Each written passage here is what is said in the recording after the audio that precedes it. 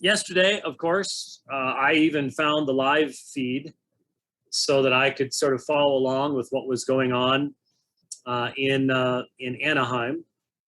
Anyone with a concern for the progress of biblical truth in the United States was interested in and concerned about what was going on at the Southern Baptist Convention. I did not start streaming until after the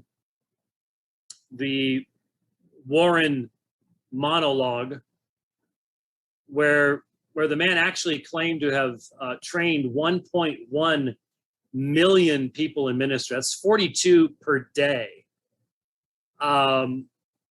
Obviously, that works at the Southern Baptist Convention, because if you know, and I was Southern Baptist for many years, I was ordained in the Southern Baptist Church. We would have, and Rich will remember this, we would have a special baptismal Sunday right before the end of the recording period to be turned into the Southern Baptist Convention, because the pastor of our church wanted to be the president of the SBC.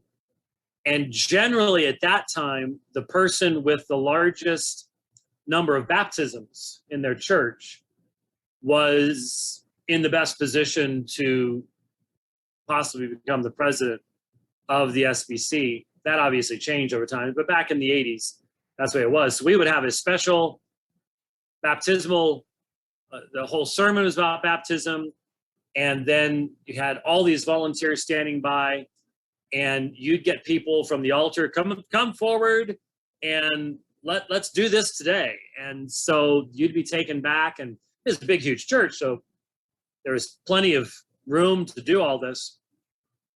And the choir would sing a few songs, and then the pastor would appear up in the big old baptistry that was very, really central. North Phoenix Baptist Church, 4,500 people could sit in that place comfortably.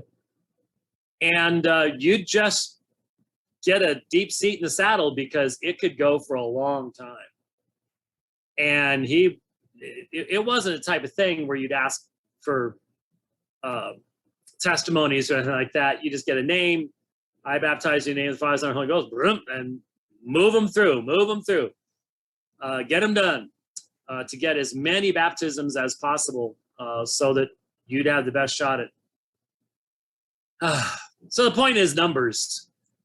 And so when Rick Warren is sitting there doing that was the most humble brag thing ever. I mean, I looked it up later and watched it.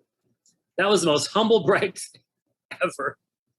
I just love the SBC because you allowed me to do this and to do this and to plant this many churches. And yeah, okay.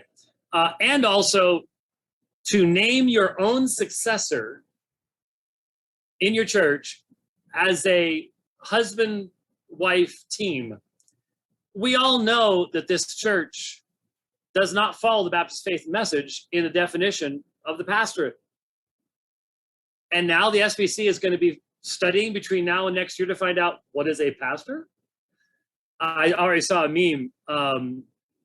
SBC, question, what is a pastor? SBC, we're not theologians. It's like, yeah, that's where we are in the world today, unfortunately.